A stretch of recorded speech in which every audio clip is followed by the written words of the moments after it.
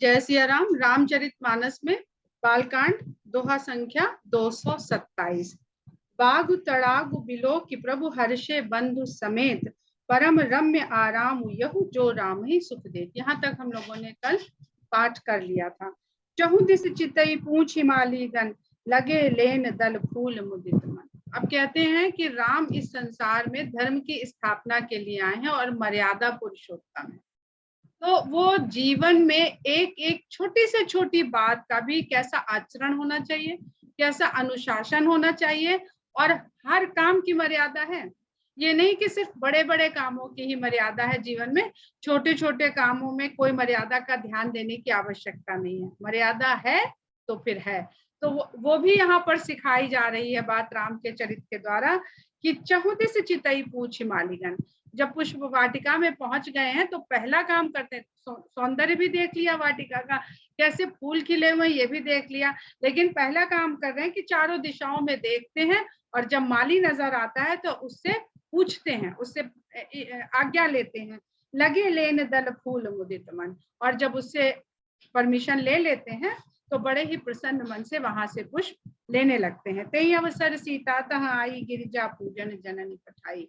उसी समय उसी पुष्प वाटिका में सीता जी, जिनको उनकी माता ने गौरी पूजन के लिए भेजा हुआ है, क्योंकि उसी वाटिका के अंदर माता पार्वती का मंदिर भी है, और विवाह से पहले जैसे हमारी संस्कृति में है कि कन्या से गौरी पूजन करवाया जाता है इच्छित वर की प्राप्ति के लिए, क्योंकि हम लोगों ने इसीलिए तुलसीदास जी ने बालकांड में ये प्रसंग भी रखा है, ताकि हम लोगों को समझ में आए कि क्यों सीता जी से गौरी पूजन करवाया जा रहा है। ये संसार के लिए है, सांसारिक कृत्य। जब संसार में प्राणी आता है नर और नारी बनके, तब उसका किस प्रकार का आचरण हमारी सभ्यता, संस्कृति और हमारे आचरण में होती है, उसका वर्णन किया जा रहा है। और सीता पार्वती जी ने अपने इच्छित वर की प्राप्ति के लिए कितनी तपस्या करी थी, ये सब हम लोग बालकांड में पहले सुन चुके हैं। संग सखी सब सुभग सयानी, गावही गीत मनोहर बानी। उनके साथ में बहुत सारी उनकी सखियां हैं और जो बड़े ही सुंदर सुंदर गीत गाती हुई वाटिका में प्रवेश करती हैं। सर समीप गिरिजागृह सोहा, बरनी न जाई देख मन मोहा।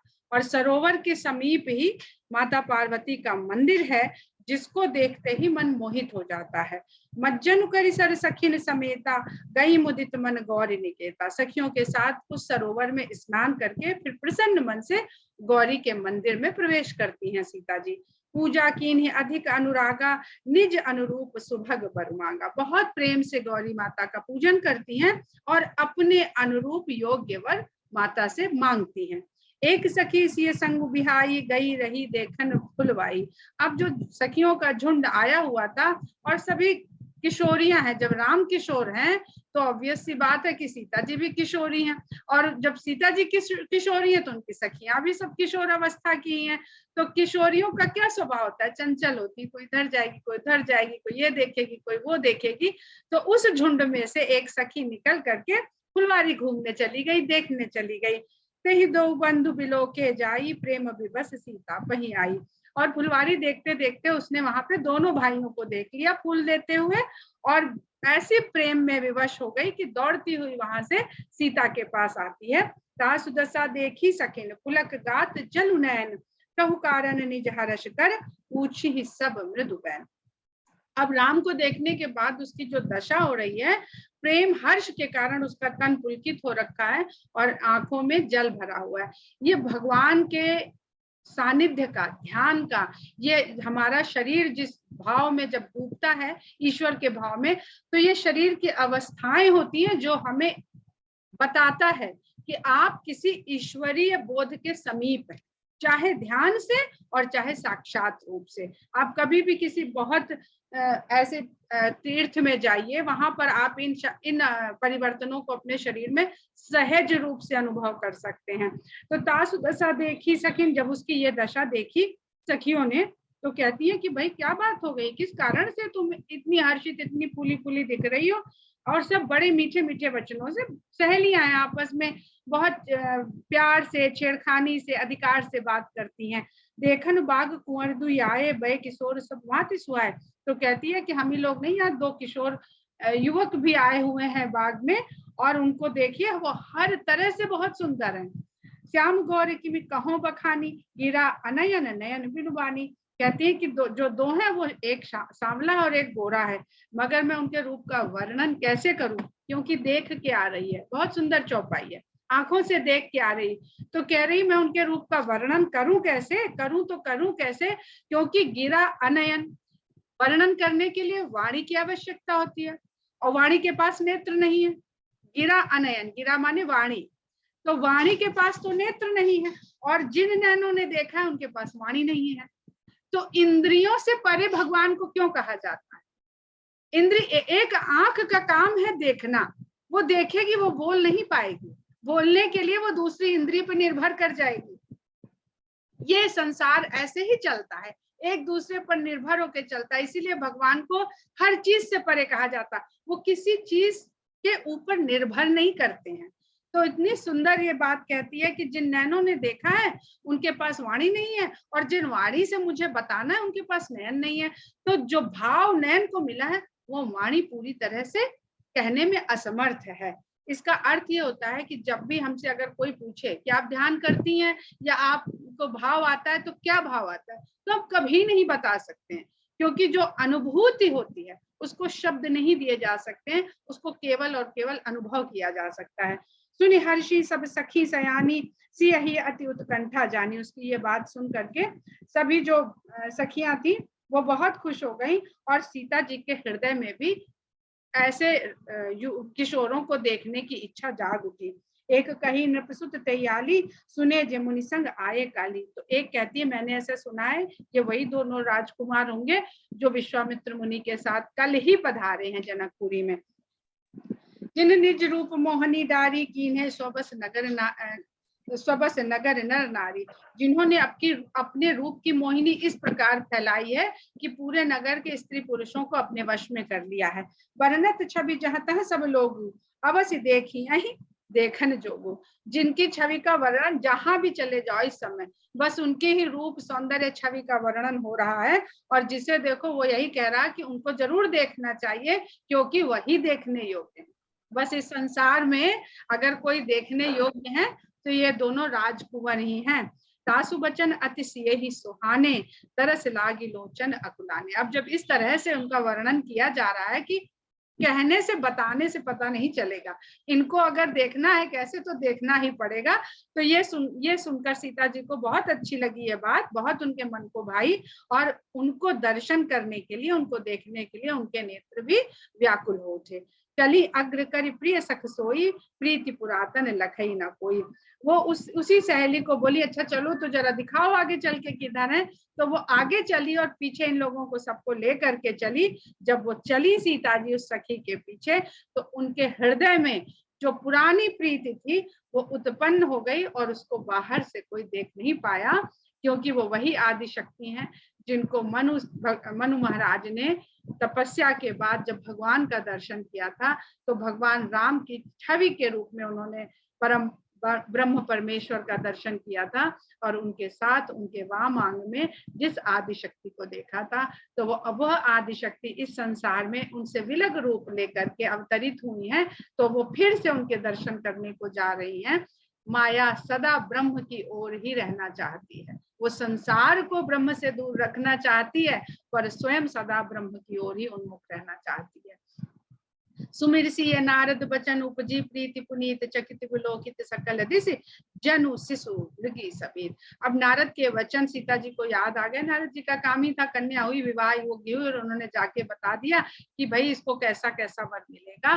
तो वो वचन याद करके उनका मन में फिर से प्रीत पैदा हो गई कि क्या नारद के वचन सत्य होने वाले हैं, जिस वर के बारे में वो बता गए हैं क्या उसी वर के मुझे दर्शन होने वाले हैं। और इस प्रकार वो थोड़ी भयभीत भी हैं, चकित भी हैं, और छोटी हिरनी के समान इधर उधर देख रही हैं वाटिका में। किंकर किंकिन नूपुर धुन सुन कहत लखन सन राम हृदय गुण। अब जब उस तरफ चल पड़ी तो ये जो आभूषण पहने हुए हैं, हाथ में कंगन है, पैरों में पायल है, तो वो रुनझुन करके जब बजती है, अभी तक तो रामचंद्र जी फूल ले रहे थे तो कहीं पक्षियों का ही कलरव सुनाई दे रहा था, आभूषणों के खनकने की कोई आवाज नहीं थी।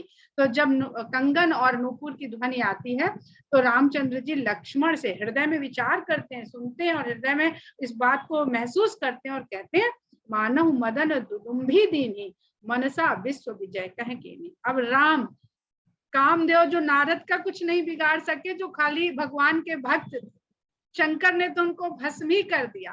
अब क्योंकि नर लीला कर रहे हैं और ऐसी अवस्था है कि कहते हैं ना अपोजिट अट्रैक्ट्स, तो वो नर लीला में इतनी करे और उतनी ना करे तो फिर नर लीला कैसे हो, फिर तो भगवान हो जाएंगे। हम लोग कहते हैं ना, अरे भाई हमसे होएगा, हम इंसान हैं, हम भी ऐसे महसूस कर सकते हैं। तो भगवान भी उसी तरह से, जैसे मनुष्य इस अवस्था का कोई युवक किशोर महसूस करेगा, वैसी ही उनकी अवस्था है।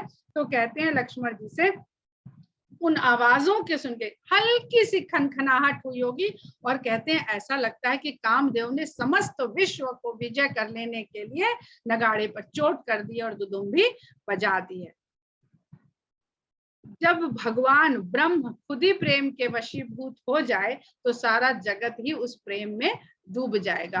तो राम और सीता के जो प्रेम का वर्णन है इस कथा में, पूरी रामचरितमानस जो है वो एक अद्भुत अलौकिक प्रेम कथा है। इससे बढ़ के कोई प्रेम कथा संसार में ना हुई है ना होएगी। और इसी प्रेम कथा को लेकर के आज तक सिनेमा वाले आधार यही है, आज तक फिल्में बना रहे हैं, कहानियां बना रहे हैं, क्योंकि ये अद्भुत अलौकिक कथा यही आके संसार में वही है और इसी से लोगों ने प्रेम को कथा के रूप में कहना, जानना, दिखाना सीखा है। तो कहते हैं तो सारे जब भगवान प्रेम में डूब रहे हैं इस तरह के प्रेम में, तो सारा संसार ही प्रेम में डूब जाए। और यही भगवान की इच्छा है कि सब प्रेम में डूबे, पवित्र प्रेम में डूबे, कामना वासना रूपी प्रेम में नहीं। अस कहीं फिर चितये तही हो रहा, तो जिधर से आवाज आ रही थी उधर को उन्होंने दृष्टि घुमाई। सिय मुख शशि भय नयन चकोरा, और सीता जी के चंद्रमा के समान मुख को रामचंद्र जी के नयनों ने चकोर की भांति देखा। चकोर और चकोरी वो पक्षी होते हैं जो संध्या के बाद रात्रि के समय चंद्रमा के उदय के साथ जिनका मिलन होता है। भय बिलोचन चारु अचंचल मनहु सकुच निमित्त जय दिगंचल। इस प्रकार सीता जी तो उधर देखती हुई आ ही रही थी और उनकी आभूषणों की खनक सुनकर जब राम ने उस तरफ मुंह फेरा तो दोनों लोगों के नेत्र मिले और भय बिलोचन चारु अचंचल, जो चंचल नेत्र हैं, सुंदर, जो हर समय देखते हैं, वो अचंचल हो गए। एक दूसरे से जब आंखें मिली तो स्थिर होके रह गई। मनहु सकुच निमित्त जय दिगंचल, मानो संकोचित होके संकोच में पड़ के निमि ने पलकों को त्याग दिया। राजा जनक के पूर्वज निमि राजा थे। जब उन्होंने इस शरीर को त्यागा था, बहुत कथा है वो पौराणिक, तो उनका निवास पलकों पर दिया गया था, वो पलकों पर निवास करते हैं।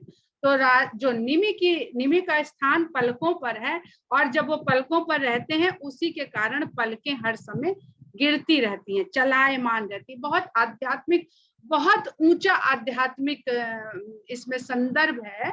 हम लोग वहां पर नहीं जाएंगे, इस पर आप लोग जितना विचार करेंगे, क्योंकि जितना उच्च आध्यात्मिक भाव होता है उसके लिए हमें बहुत ध्यान करना पड़ता है, बहुत चिंतन विचार करना पड़ता है, तब हमें वो भाव समझ में आते हैं। कथा रूप में हम यहाँ रहते हैं तो जब अपनी पुत्री को, भाई पूर्वज हैं तो सीता भी उनकी कन्या हुई, अपनी पुत्री को किसी किशोर के प्रति प्रेम भाव में डूबा देखा तो जो चूंकि बुजुर्ग हैं तो उन्होंने उस स्थान को त्याग दिया कि पुत्री और उसके प्रेम के बीच में वो नहीं आए, तो संकोच होके उन्होंने वो स्थान छोड़ दिया। अगर आप लोगों को पता हो तो जब हम लोगों के यहाँ विवाह में सिंदूर दान की रस्म होती है तो उसमें जो वर होता है वो आलिंगन में लेता है कन्या को, और एक हाथ से आलिंगन में लेता है, उसमें सिंदूर दानी लेता है और दूसरे हाथ से वो सिंदूर दान करता है, सिंदूर भरता है। तो ये एक प्रेम की ऐसी अवस्था होती है जिसमें सांकेतिक रूप से, प्रतीकात्मक रूप से वेदों अग्नि के सामने उनको एक होने का प्रतीक रूप में ये किया जाता है। तो उस समय वहां पर पर्दा कर दिया जाता है। जो जितने भी माता पिता की श्रेणी वाले रिश्तेदार वहां पर बैठे होते हैं वो या तो वहां से चले जाते हैं या वो पर्दे की ओट में सिंदूर दान होता है। तो यही प्रथा, यही चीज जो है, मतलब जब प्रेम भाव में माता पिता हो तो संतान ना देखे, और जब प्रेम भाव में संतान हो तो माता पिता ना देखें। इसका ये भी हमारे कितनी सुंदरता से तुलसीदास जी ने, कोई इसमें अश्लीलता नहीं, कोई गलत बात नहीं, और सब कुछ उन्होंने तुलसीदास जी ने कह दिया है। तो रामचरितमानस में जो मर्यादा पुरुषोत्तम की कथा है, यहाँ सारी बातें आएंगी, पर सब कुछ एक मर्यादा के तहत कही जाएंगी। देख सिए शोभा सुख पावा, हृदय सराहत बचन नावा। सीता जी की सुंदरता को देख करके भगवान राम को बहुत सुख मिला, और जो हृदय सराहत, वो हृदय ही हृदय में, मन ही मन में उनके रूप की सराहना कर रहे हैं, मुंह से उनके वचन नहीं निकल रहे हैं। जनु बिरंच सब निज निपुनाई, बिरच विश्व कह प्रकट दिखाई।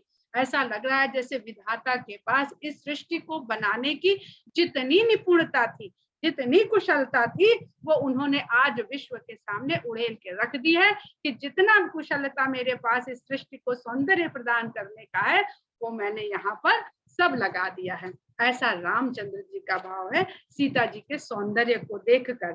सुंदरता कहूँ सुंदर कर रही, सीता जी का सौंदर्य ऐसा है जो सुंदर। अब सृष्टि में सुंदरता आई कहाँ से? सृष्टि में सुंदरता है, वो सुंदरता आदि सृष्टि ने ही तो प्रदान करी है। जिसने प्रकृति को रचा, उसके भीतर जो है वही दे देकर उसने प्रकृति को सुंदर बनाया है। तो सीता जी का सौंदर्य ऐसे है कि वो सारी सुंदरता को भी सुंदरता प्रदान करने वाला है। और ऐसा लग रहा है कि छवि ग्रह दीप शिखा जनु परई, जैसे छवि ग्रह में बहुत सुंदर कोई घर बनाइए जहाँ सुंदर से सुंदर चीजें हो, लेकिन अगर वहां पर दीपक न जल रहा हो, यानी प्रकाश ना हो, तो वो सुंदरता किसी को दिखाई देगी? कुछ नहीं नजर आएगी। तो जो सौंदर्य है वो तभी दिखेगा जब वहां पर प्रकाश होगा। तो ऐसा लग रहा है कि छवि ग्रह में दीप शिखा जल रही है, और उसी के कारण ये सारा वातावरण, ये सारा संसार सुंदर प्रतीत हो रहा है, दिखाई दे रहा है, और अपनी सीता जी के वहां होने के कारण ही सब कुछ इतना सुंदर लग रहा है। सब उपमा कभी रहे जुठारी, कहीं पट तरऊ विदेह कुमारी। फिर कहते हैं कि सारी उपमाएं तो कवियों ने झूठी कर दी हैं, किस उपमा को लें और सीता जी की सुंदरता का वर्णन करें। हमने पहले कहा था कि जब भी राम के सौंदर्य वर्णन करने का समय आता है, तुलसीदास जी खोल खोल के सुंदरता का वर्णन करते हैं। नख से लेकर के शिख तक उनका वर्णन, नाखून से लेकर के घुंघराले बालों तक आते हैं, और उस बीच में उनके अंग प्रत्यंग और धनुष, बाण, आभूषण, वस्त्र कुछ नहीं छोड़ते हैं तुलसीदास जी। पर जैसे ही सीता माता के सौंदर्य का वर्णन आता है, वो सकुचा जाते हैं, और ऐसा लगता है मानो उन्होंने कलम रख दी हो कि वो कुछ लिख देंगे तो वो कमतर रहेगा, इसलिए वो लिखते ही नहीं है। सिय शोभा ही बरनि प्रभु आपनी दशा विचारी, बोले सुचिमन अनुज सन बचन समय अनुहार। सीता जी की शोभा को हृदय में सराहते हुए, हृदय में समझते हुए भगवान अपनी दशा पर विचार करते हैं कि अरे उनके साथ ऐसा कभी हुआ ही नहीं था कि किसी कन्या को देख करके उनकी अवस्था ऐसी हो गई हो। तो देखते हैं कुछ तो परिवर्तित भाव है मेरे भीतर, तो उसको विचार करते हैं और बड़े पवित्र भाव से छोटे भाई से बोल देते हैं।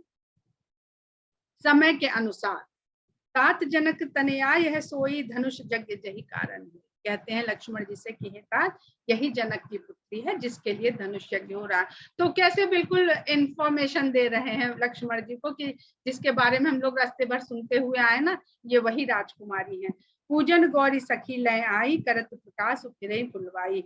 इनको गौरी का पूजन करवाने के लिए इनकी सखियां इनको साथ लेकर के आई हैं, और देखो ये पुष्प वाटिका को किस प्रकार आलोकित कर रहे हैं, यानी इनके आने से पुष्प वाटिका और भी अधिक सुंदर हो गई। अभी तक तो सुंदर थी, अब आलोकित हो गई। कोई उपमा अगर तुलसीदास जी ने ऊपर लिख दिया है तो उसको नीचे तक संभाला कैसे? ऊपर उन्होंने लिख दिया छवि ग्रह दीप शिखा जनु बरई, जैसे छवि ग्रह में दीप शिखा प्रज्वलित हो उठी हो, तो रामचंद्र जी नीचे करें करत प्रकाश उफिरे फुलवाई। अब दीप शिखा जलेगी तो सुंदर चीज प्रकाशित हो जाएगी, सुंदर तो पहले से थी। आगे कहते हैं कि जासु बिलो की अलौकिक शोभा, सहज पुनीत मोर मन क्षोभा। जिनके अलौकिक सुंदरता है इनकी, जिसको देख करके पता नहीं क्यों सहज पुनीत, सहज ही पवित्रता के भाव से मेरा मन क्षुब्ध हो रहा है। मतलब जो एक युवक किशोर व्यक्ति मनुष्य, जिसको हम पुरुष कह सकते हैं, जो किशोर अवस्था का पुरुष है, जब पहली पहली बार वो किसी की तरफ आकर्षित होता है रूप से, तो जो उसके मन के भाव होते हैं, उन भावों को पवित्र मान रहे हैं रामचंद्र जी। क्यों पवित्र मान रहे हैं? तो आगे कहते हैं, सो सब कारण जान विधाता, फरकहीं सुबद अंग सुन भ्राता। वो ऐसा भाव मेरे मन में क्यों पैदा हो रहा है, क्यों उत्पन्न हो रहा है, ये मुझे समझ नहीं आ रहा है। इसका तो कारण विधाता ही जाने, पर मुझे जो अपने शरीर में महसूस हो रहे हैं, जो अनुभव हो रहे हैं, वो ये है कि मेरे शुभ सूचक, शुभता सूचक अंग फड़क रहे हैं। पुरुष के दाहिने अंगों का फड़कना शुभ माना जाता है। यहाँ पर स्त्री के वाम अंग, हम लोगों ने सीता जी के भी बाएं अंग फड़कने की बात सुनी, वाम अंग फड़कन लगे। इसी प्रसंग में आगे चल के आ जाएगा ये सोरठा भी। तो जो अर्धनारीश्वर स्वरूप ब्रह्म का जो स्वरूप हमको अर्धनारीश्वर स्वरूप के द्वारा समझाया जाता है वेदों के द्वारा, शास्त्रों के द्वारा, उसमें दाहिना अंग पुरुष का और बायां अंग स्त्री का होता है। तो पुरुष का वाम भाग तो उसका अपना है नहीं, वो मर्ज हो गया है स्त्री तत्व में। स्त्री का दाहिना भाग जो है वो उसका अपना नहीं, वो मर्ज हो गया है पुरुष अंग में। तो बायोलॉजिकली अगर हम ह्यूमन बॉडी को देखते हैं, तो उसमें भी जो ग्लैंड्स होती हैं, जो पुरुष तत्व होते हैं, दोनों में ही होते हैं। जिसमें ज्यादा डोमिनेट होते हैं पुरुष में, जो जिनको हम हार्मोन्स कहते हैं, जिनको हम लोग, वो प्रभावी होते हैं पुरुष तत्व पुरुष में और स्त्री तत्व स्त्री में। इसीलिए आप लोगों ने देखा होगा कि जब स्त्रियों में मातृत्व की क्षमता खत्म हो जाती है बायोलॉजिकली, तो जो स्त्री हार्मोन होते हैं वो कम हो जाते हैं। तो जो पहले से पुरुष हार्मोन उसमें मौजूद होते हैं, जो स्त्री हार्मोनों की अधिकता के कारण दबे हुई अवस्था में रहते हैं। मतलब अगर आप बहुत सारे में पानी में इतना सा एक बूंद चीनी डालेंगे तो उसका प्रभाव नहीं होगा, पर अगर वो पानी कम करते जाइए तो चीनी की मिठास आ जाती है। तो इस तरह जब स्त्री हार्मोन कम हो जाता है तो वो पुरुष हार्मोन फिर प्रभावी हो जाता है, और मातृत्व क्षमता समाप्त होने के पश्चात बहुत सारी स्त्रियों के चेहरे पे बाल निकल आते हैं, आवाज भारी हो जाती है पुरुषों के समान। तो इसलिए वह अंग शुभ माने जाते हैं जो पूर्णतया पुरुष के अंग हैं और जो पूर्णतया स्त्री के अंग हैं। तो यहाँ पर रामचंद्र जी कह रहे हैं, फरकहीं सुभद अंग सुन भ्राता। हे भाई सुनो, मेरे जो शुभ सूचक अंग हैं वो फड़क रहे हैं, यानी कुछ शुभ है होने वाला।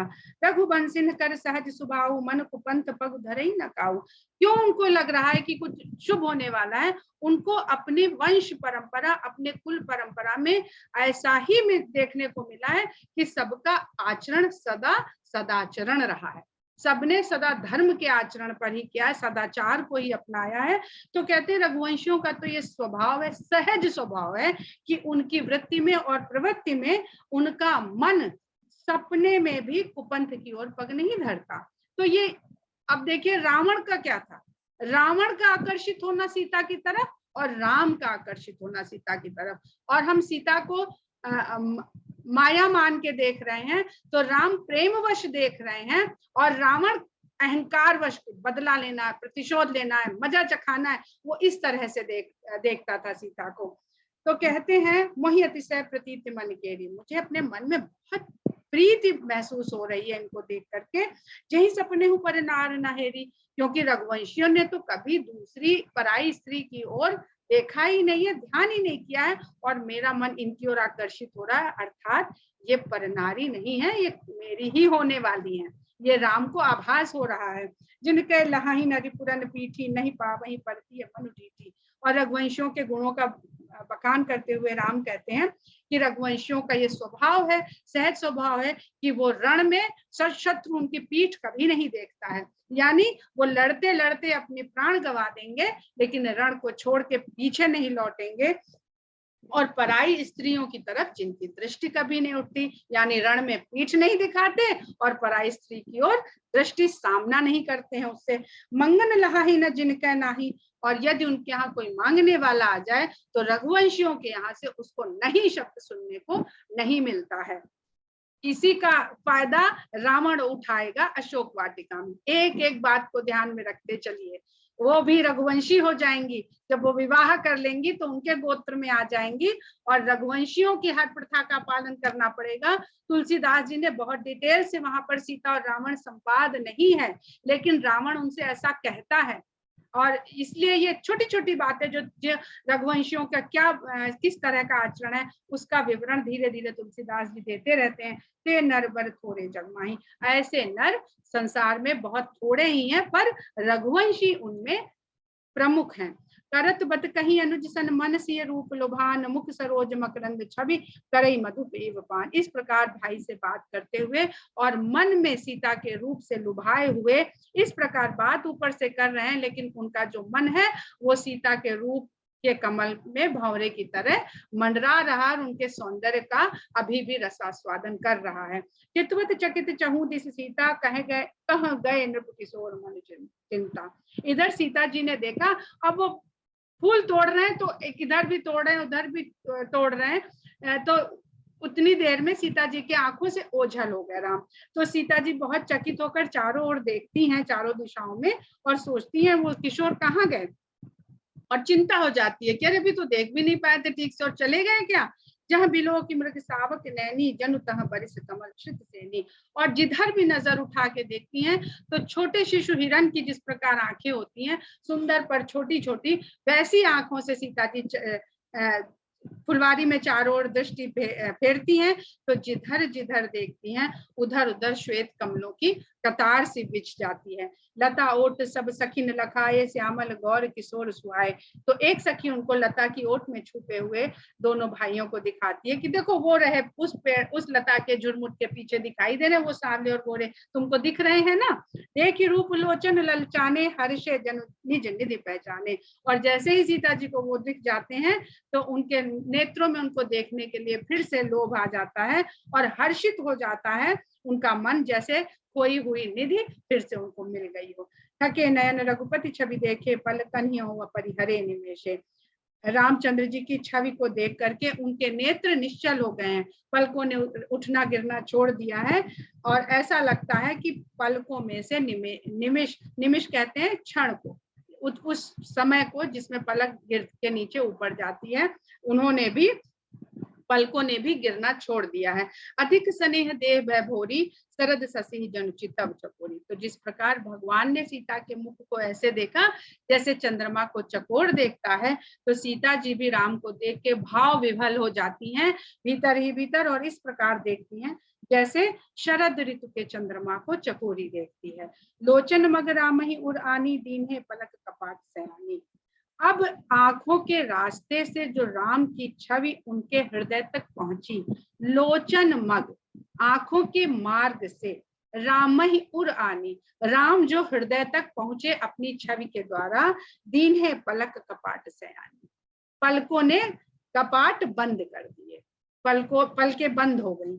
जब सिय सखिन प्रेम बस जानी, कहीं न सकहीं कछुमन सकुचानी। अब वो आंखें नहीं खोलना चाहती हैं क्योंकि उस छवि को हृदय में बसा लिया है और उसी में डूबी रहना चाहती हैं सीता जी। तो सखियों ने देखा ये तो प्रेम के वश में हो गई हैं, इनको देखते ही तो कुछ कहती नहीं है उनसे। लता भवन ते प्रगट बेते ही अवसर दो भाई, निकसे जन जुग विमल विदु जलद पटल बिलगाई। अब वो तो अपना काम करते जा रहे हैं, बातचीत करते जा रहे हैं, तो पुष्प लेते हुए वो लता के कुंज से बाहर आ जाते हैं दोनों भाई। ऐसा लगता है कि जैसे मेघों से अचानक से दो चंद्रमा उदय हो गए हैं। शोभा शिव सुभग दो वीरा, नील पील जल जाब शरीरा। और दोनों की शोभा सुंदरता ऐसी लग रही जैसे दो कमल निकल आए हैं, एक नीले वर्ण की आभा से आलोकित है और एक पीले वर्ण की आभा से आलोकित है। मोर पंख सिर सोहत नीके, गुच्छ बिच कुसुम कली के। और उनके शीश पर मोर पंख सुशोभित है और बीच बीच में पुष्पों की कलियां लगी। हमने आप लोगों से बताया था कि जो लक्ष्मण जी हैं वो रामचंद्र जी की छाया कहे जाती है, कि रामचंद्र जी की छाया है। तो रामचंद्र जी की और एक ही ऐसी छाया है जहाँ पे जो मूल है वो गहरे रंग का है और उसकी छाया सुनहरी। नहीं तो व्यक्ति जो सांसारिक जीव है उसकी छाया गहरे रंग की होती है। हम कहें सीधे सीधे तो काली छाया होती, चाहे गोरे से गोरा व्यक्ति हो पर छाया उसकी काली ही बनेगी। इसी को कहते हैं माया का भ्रम होना।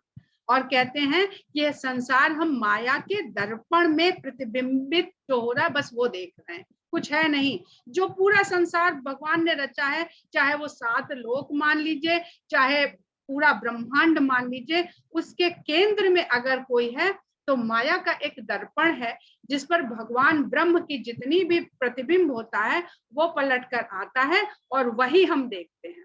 तो जिस प्रकार हमने उस दिन बताया था कि जब नेत्र में हमारे किसी चीज का प्रतिबिंब बनता है तो वो उल्टा बनता है, उस उल्टे प्रतिबिंब का जब फिर प्रतिबिंब बनता है तब वो उलट का उलट और सीधा होता है और हमें कोई भी वस्तु तब सीधी दिखती है। तो ऐसे ही ये संसार है, ऐसे ही ये राम लक्ष्मण और माया है। ये ब्रह्म को माया के द्वारा जीव को समझाने का पूरा एक सूत्र है, पूरा फॉर्मूला है, जिसको हम राम लक्ष्मण सीता या रामचरितमानस की कथा के द्वारा समझते हैं। इस तरह का आचरण करने से, जैसे राम करके दिखाते हैं, तब व्यक्ति माया के द्वारा लक्ष्मण से राम तक पहुंचता है और उस छवि तक पहुंचता है जो वास्तविक छवि है। ये संसार चमकीला बहुत दिखता है पर चमकीला ये सब भ्रम का चमक है। चमकीला इसलिए दिखता है क्योंकि ये भगवान की छाया को माया हमें इस तरह से दिखाती है। फाल तिलक श्रम बिंदु सुहाए, श्रवण सुभग भूषण छवि आए। उनके माथे पर तिलक है और पसीने की बूंदें हैं। श्रवण सुभग, कानों में सुंदर कुंडल और पूरे शरीर में सुंदर सुंदर आभूषण उनके शोभायमान हो रहे हैं। विकट भ्रुकुट कच घूंघर वाले, नव सरोज लोचन रत्नाले। उनकी तिरछी भौवें हैं, घुंघराले बाल हैं, नए नए खिले हुए लाल कमल के समान उनके नेत्र हैं। चारु चिबुक नासिका कपोला, हास विलास लेत मन मोला। अब देखिए, जो तुलसीदास जी सीता जी के लिए एक शब्द नहीं लिख पाए, वो फिर शुरू हो गए रामचंद्र जी के सौंदर्य वर्णन में। वो रामचंद्र जी का सौंदर्य करने का कोई अवसर तुलसीदास जी चूकना नहीं चाहते, छोड़ना नहीं चाहते, तो हम लोग भी उसको बार बार पढ़ेंगे। अगर बार बार जरूरत नहीं होती तो तुलसीदास जी नहीं लिखते ये सब। अभी अभी तो उन्होंने ये सारा सौंदर्य वर्णन किया है, कल ही परसों हम लोगों ने पढ़ा है, तो क्या आवश्यकता है जो तुलसीदास जी बार बार लिख रहे हैं और हम सोचे कि नहीं चलो अभी तो ये सब तो कल ही पढ़ा, अब इसको आगे बढ़ जाते हैं, तो हम उस आनंद से वंचित रह जाएंगे जिस आनंद में डूब करके, क्योंकि तुलसीदास जी को साक्षात राम इस समय दिख रहे हैं जब वो इन सब शब्दों को लिख रहे हैं। तो अगर हम इनको बार बार पढ़ते हैं तो हम भी जो अलौकिक ऊर्जा है उसके द्वारा हम वहां पर कनेक्ट होते हैं। तो कहते हैं चारु चिबुक नासिका कपोला, सुंदर गाल है, सुंदर ठुड्डी है और सुंदर नासिका है, हास विलास लेत मन मोला। और इस सुंदर मुखड़े पर जो उनका हास है, जो हंसी है, वो सबके मन को खरीद लेने वाली है। मुख छवि कहीं न जाई मोहि पाही, पूरे चेहरे की छवि तो मेरे कहने में नहीं बनती है। जो बिलो की बहु काम लजाई, जिसको देखें तो बहुत सारे कामदेव लजा जाएं। उन मणिमाल कंबु कलगीवा, हृदय में उनके माला है और सुंदर गर्दन और हृदय में माला पहनी हुई है। काम कलभ कर भुज बल सीवा, कामदेव का जो शिशु हाथी के बच्चे के समान सुंदर उनकी सूंड के समान भुजाएं, क्योंकि अभी किशोर अवस्था में है भगवान। सुमन समेत बाम कर दोना, फूलों से भरा हुआ दोना उन्होंने बाएं हाथ में थाम रखा है। तो जितना भी वर्णन हुआ था वहां पे क्या चीज नहीं थी, वहां पे हाथ में फूलों का दोना नहीं था भगवान। तो भगवान को ऐसा ही देख रहे हैं तुलसीदास जी, और वो क्यों ना वर्णन करें, इसलिए वो फिर से एक एक चीज बता रहे हैं कि ये नया है इस बार। जो पुष्प का दोना है, ये पुष्प प्रेम रूपी पुष्प है जिसमें सीता और राम के प्रथम मिलन हो रहा है, प्रथम दर्शन हो रहे हैं इस संसार में। सावन कुंवर सखी सुठ लोना। तो सखियां कहती हैं जब दोनों निकल के आते हैं तो कहती कि और वो तो ऐसे सुंदर निकले हैं, पर जिसके हाथ में बाएं हाथ में फूलों का दोना है उसकी सुंदरता का तो क्या ही कहना। के हरि कटिपट पीठ धर, सुषमा सील निदान, देखी भानुकुल भूष नहीं, बिसरा सखी ना पान। हम लोग यहीं पर विराम देते हैं क्योंकि समय हो गया है हमारा। बिल्कुल हम तो भूल ही जाते हैं जब ये प्रसंग आता है, तो एक बार भी घड़ी की तरफ नहीं देख पाते हैं।